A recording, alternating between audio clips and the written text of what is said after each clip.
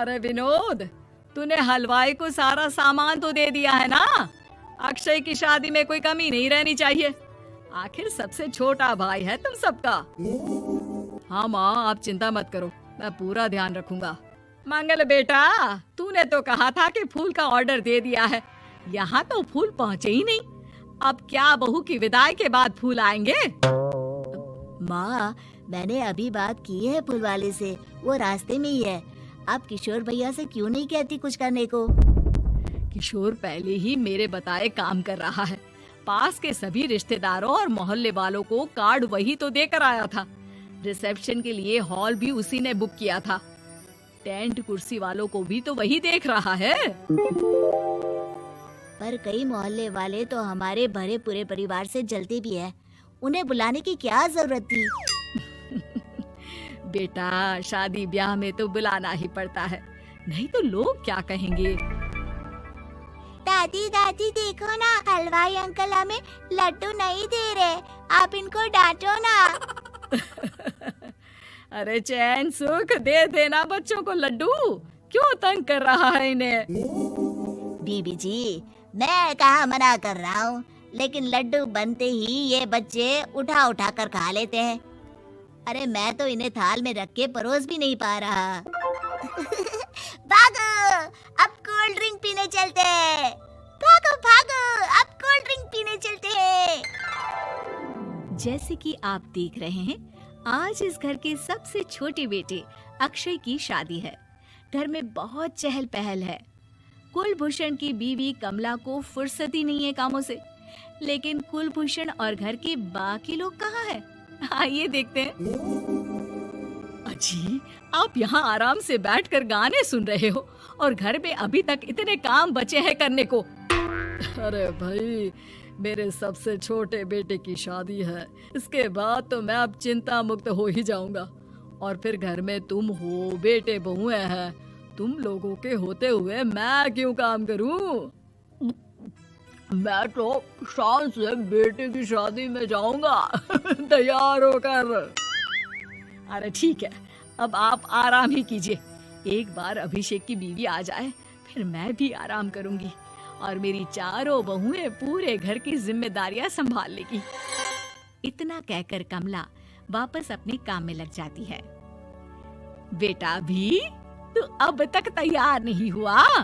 किससे बात कर रहा है फोन पर? तैयार कैसे हूँ? सैलून जाने से तो आपने मना किया है, क्योंकि मुझे हल्दी लग चुकी है। भाभीयों को देखो, सुबह से पार्लर में है। अक्षय की शादी हो जाती है और नंदिता बहू बनकर घर आ जाती है, लेकिन इस घर की खुशियों को मानो किसी की नजर लग गई थी। नंदिता के आने के बाद आए दिन घर की शांति भंग होती रहती। अपने माँ बाप की इकलौती बेटी को इतने बड़े परिवार की जिम्मेदारियां कहाँ संभालनी थी। अभी देखो ना, मेरे हाथों की मेहंदी भी अभी नहीं उतरी है और तुम्हारी मम्मी ने मुझे घर के कामों में लगा दिया। मैंने सोचा था कि घर की सबसे छोटी बहू होने के कारण मुझे सब पलकों पर बिठा के रखेंगे, पर यहाँ तो पलक झपकने की भी फुर्सत नहीं मिलती। देखो नंदू, शादी के पहले ही मेरे घर वालों ने तुम्हें और तुम्हारे पेरेंट्स को बता दिया था कि मैं जॉइंट फैमिली में रहता हूँ, तो फिर अब ये शिकायत क्यों? और फिर तुमसे पहले मेरी भाभी भी तो आई थी शादी करके, उन्होंने तो कभी कुछ नहीं कहा। नंदिता तब तो चुप हो जाती है, लेकिन ऐसा बहुत दिनों तक नहीं चलता। अरे नंदिता, माँ बाबूजी की दवाई का टाइम हो गया है, उन्हें दवाई दिलाओ और उसके बाद सबके लिए नाश्ता बना देना। पर भाभी, मैं तो अभी अपना फेवरेट सीरियल देख रही हूँ, प्लीज मेरी जगह आप कर लो ना ये काम। ठीक है, मैं तेरी जगह माँ बाबूजी को दवाई दे आती हूँ और नाश्ता बना लेती हूँ।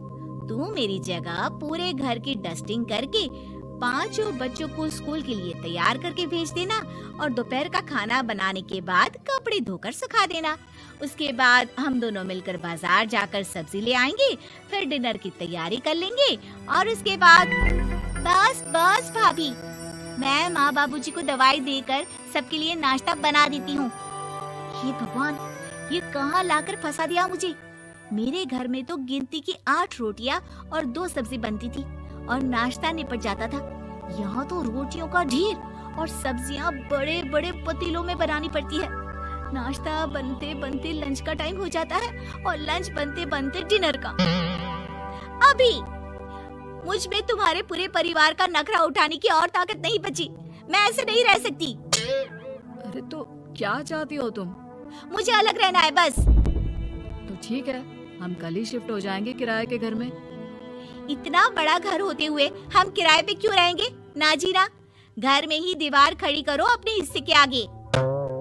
घर के साथ साथ घर की खुशियों में भी दीवार खींच जाती है। ऐसे ही कई महीने बीत जाते हैं और नंदिता माँ बन जाती है। बच्चे के आने से अभिषेक के कंधों पर खर्चों का बोझ आ पड़ता है। अभिषेक का बोझ कम करने के लिए नंदिता भी पार्ट टाइम जॉब कर लेती है, लेकिन इससे उसके सर पर नौकरी, घर और बच्चे की जिम्मेदारी बढ़ जाती है। नंदिता, ये क्या है? तुमने घर भी ठीक से साफ नहीं किया, ना ही मेरे कपड़े धुले हैं। चिंटू के बाल भी कटवाने जाना था, देखो उसके बाल कितने बढ़ गए हैं। अरे करती क्या हो पूरा दिन तुम? मैं करती क्या हूँ? तुम्हारा नाश्ता और लंच बनाने के बाद चिंटू को डे केयर सेंटर पर छोड़ कर आती हूँ, फिर खुद ऑफिस जाती हूँ। पूरा दिन काम करके आने के बाद बिना आराम किए बाजार से सब्जियाँ लेकर आती हूँ, घर आकर खाना बनाती हूँ, चिंटू को देखती हूँ और क्या करूँ मैं? तो किसने कहा था अपने सर पर इतने काम लेने को? मत जाओ ऑफिस। ऑफिस जाए बिना घर के खर्चे कहाँ से पूरे होंगे? चिंटू की डे केयर का खर्च, उसके लिए बेबी फूड का खर्च, प्रेस वाली का खर्च, ये सब तुम्हारी सैलरी से होता नहीं है।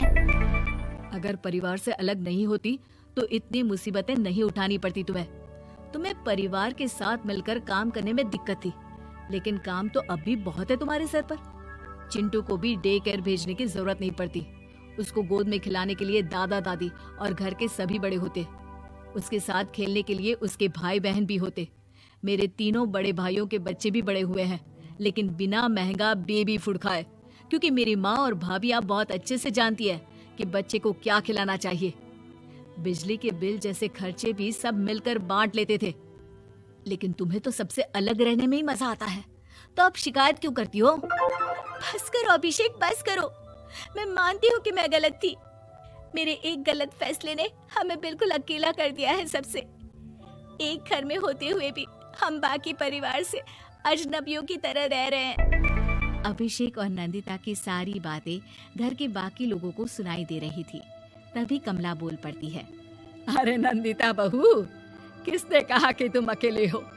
तुम्हारा इतना भरा पूरा परिवार है ना तुम्हारे साथ। हम तो बस ये चाहते थे कि तुम अपनी गलती समझ जाओ।